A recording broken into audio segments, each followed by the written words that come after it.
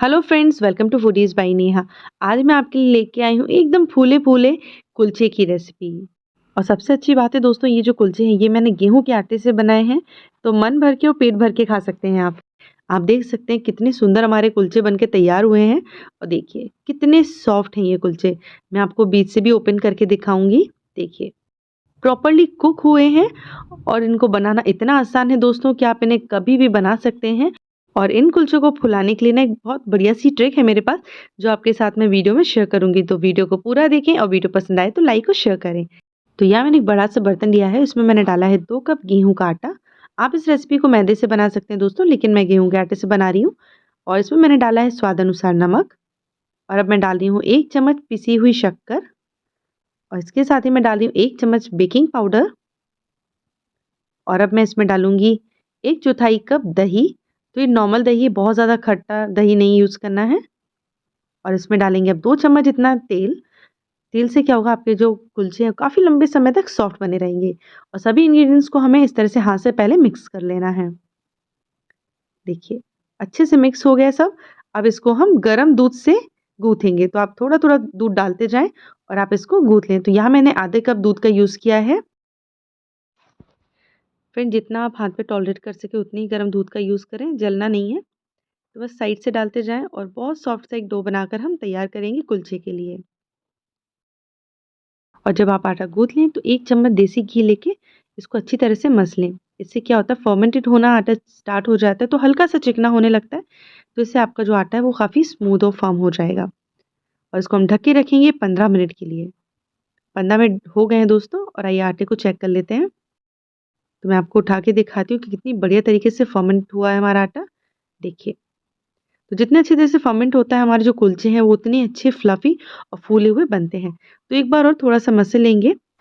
और यहाँ मैंने 1 चम्मच कलौंजी और बारीक कटा हुआ हरा धनिया लिया है। एक आप लोई निकाल दें आटे से और हाथों पे इस तरह से हल्के हाथों से उसको मसल लें और थोड़ा-सा सूखा आटा डस्ट करें। और इसको अब हम बेलना स्टार्ट करेंगे। तो आप इसको पहले अच्छे से गोल बेलें, जैसे हम पूड़ी बनाते हैं बस उसी तरह से।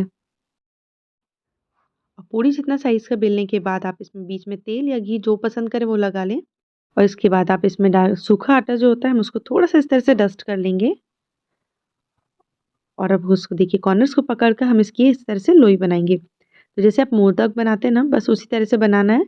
और सारे कॉर्नर मिला के हम देखिए ऊपर का जो पोर्शन है उसको वापस आटे में दबा देंगे और इसकी लोई बना लेंगे।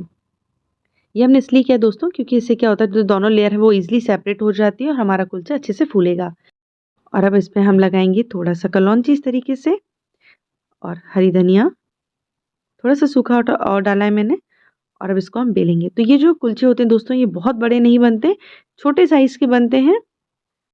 तो आप इसको पूड़ी से थोड़ा-सा बड़ा साइज़ का बेल लें। देखिए कुलचा मैंने बेल लिया है और मैं आपको थिकनेस दिखाती हूँ। तो देखिए थोड़ा मोटा भी बनाते हैं इसको, और इसको अब हम कुक करेंगे। तो यहाँ मैंने तवे को पहले से गरम होने के लिए रख दिया था। तवा जो है दोस्तों वो काफ़ी गरम होना चाहिए। और गरम तवे पे अब हम थोड़ा-सा इस तरह से हाथ में आप पानी ले लें और इसे इस तरह से छींटे मारें। जब पानी इस तरह से भाप बनने लगे इमीडिएट आपको उस पे कुलचा डाल के ना ढक देना है। और जो पानी की स्टीम होगी इसके कारण आपका जो कुलचा है वो बढ़िया से फूल कर तैयार होगा। फ्लेम यहाँ मैंने मीडियम रखी है दोस्तों। और 1 से डेढ़ मिनट के बाद अब हम देखिए ढक्कन को निकालेंगे और कुलचे को अब हम पलट देंगे। और कुलचे को पलटने के बाद आप इसको 1 मिनट तक और इसी तरह से मीडियम फ्लेम पर पकने दें। और उसके बाद हम इस पर घी, तेल, बटर जो आपको पसंद है आप वो लगाएँ। और इसको पलट दूँगी मैं अगेन। और दूसरी साइड भी हम इस पे घी लगाएँगे। तो आप देख सकते हैं जो कुलचा है वो कितनी बढ़िया तरीके से गुब्बारे जैसा एकदम फूल रहा है, जिससे पता चलता है कि अंदर तक बहुत अच्छे से कुक हुआ है। और अब इसको हम दोनों साइड अच्छे से पलटते हुए इसको सेक लेंगे। तो आप इसको जितना भी क्रिस्प या सॉफ्ट बनाना चाहते हैं आप इस तरह से बना लें। और दोस्तों अगर आपको लगता है आपकी फैमिली में काफ़ी मेंबर्स हैं, आप ये बनाना चाह रहे हैं, तो आप पहले इसको बिना घी या तेल के जैसे कि हमने पहले सेका है बस उस तरह से सेक के आप रख लें। और जब सर्व करें उस समय आप इसको थोड़ा-सा बटर या घी से सेक लें, तो आप इसको काफ़ी लोगों को एक ही समय में सर्व कर सकते हैं। तो यहाँ देखिए मैंने बढ़िया-सा कुलचा जो है देखिए सेक लिया है, कितना सुंदर दिख रहा है कुलचा। और इस तरह से मैं दूसरा कुलचा भी सेक लूँगी देखिए। तो पानी डाला है मैंने, अगेन इसमें कुलचा डाल के ढक्कन लगा दिया है।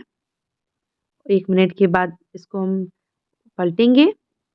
देखिए,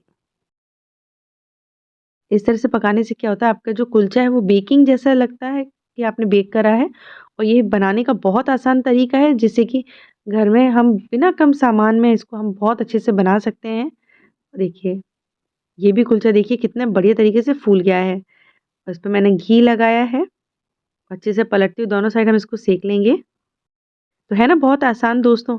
तो दिल्ली में मिलने वाले कुलचों के लिए आपको दिल्ली जाने की ज़रूरत बिल्कुल नहीं है। आप घर में आराम से बनाकर खा सकते हैं और कितनी भी चाहे क्वांटिटी में बना सकते हैं, क्योंकि इसमें मेहनत बहुत ज़्यादा नहीं है। तो इन मज़ेदार से कुलचों का आप मज़ा लें, छोले के साथ, दाल मखनी के साथ या पनीर की ग्रेवी के साथ में। अगर आपको ये मेरा वीडियो पसंद आया हो तो चैनल को लाइक और शेयर ज़रूर करें।